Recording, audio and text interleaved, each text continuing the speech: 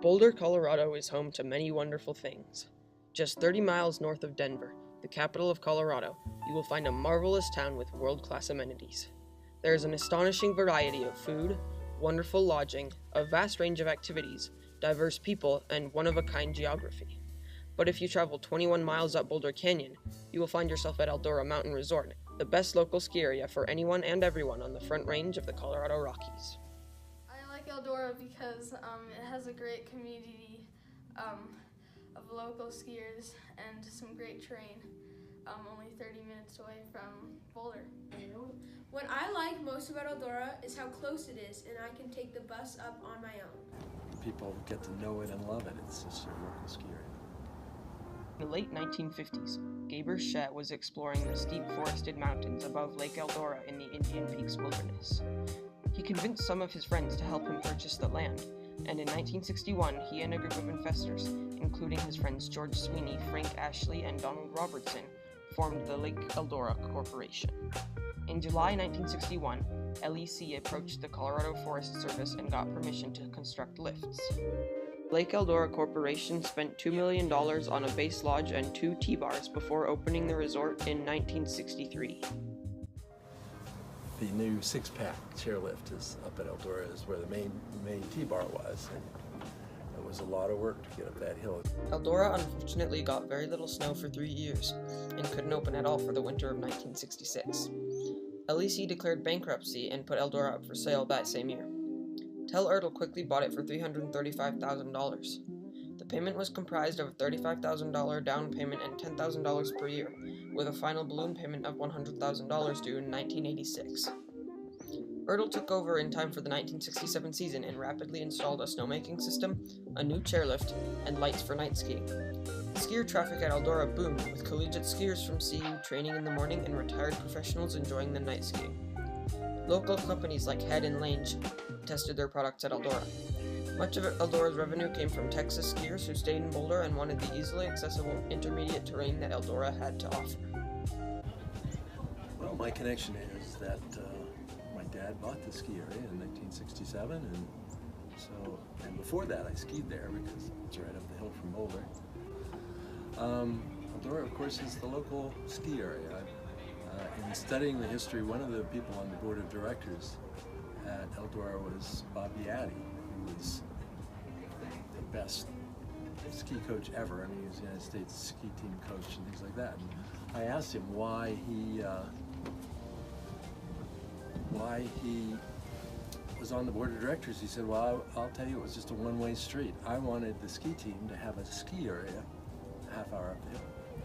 And so that's the key thing, of course. It's it's the major employer in western Boulder County, and people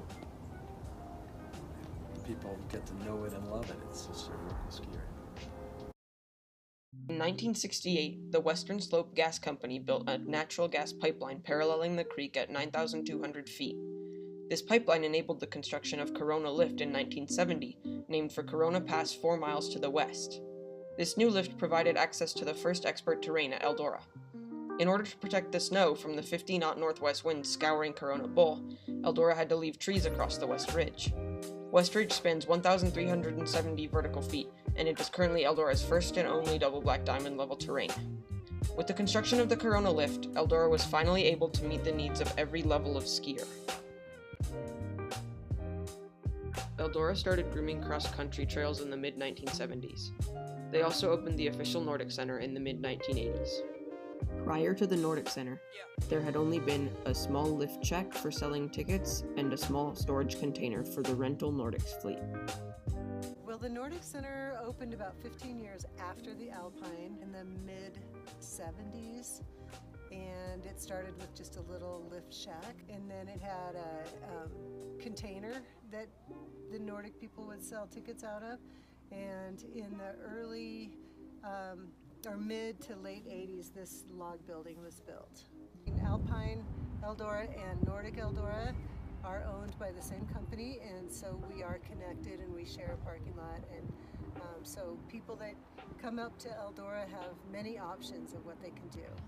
March 8, 1973, the Eisenhower Tunnel was built beneath Loveland Pass. The tunnel allowed Boulder skiers to reach ski areas like Breckenridge and Vail much more easily.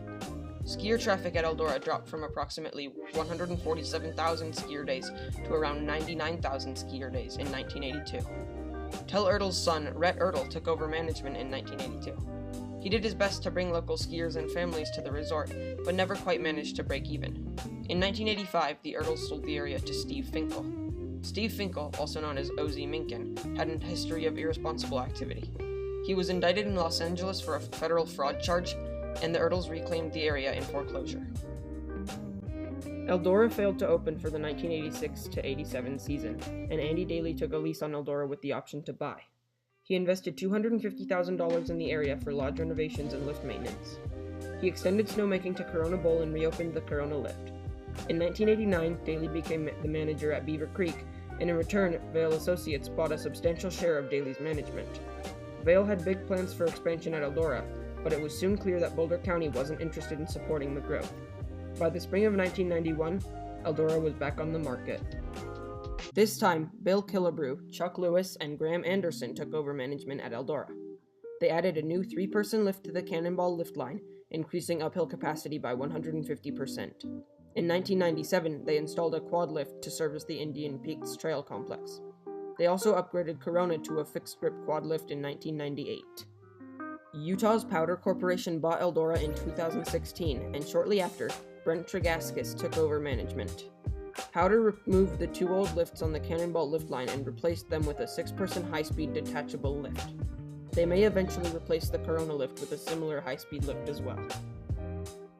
So my name is Brent Tregaskis, and I'm the president and general manager of Eldora. And I've been here for 3.5 years. Really, the majority of our customers live in Boulder County, by far. But there's no question that recently, especially with the upgrades we've made, like the new chairlift and things like that, has put us on the map, and we've really become more popular with all the way to Fort Collins, all the way through Denver, through the whole Front Range. We like to think of ourselves as Boulder County's backyard ski area. We have everything from Nordic skiing to terrain parks to downhill skiing to snowboarding, and we know we'll never be like a Beaver Creek, really high-end, fancy, foo-foo-y kind of place. We'll always be much more core and much more mellow than that. It's a big part of what we want to be.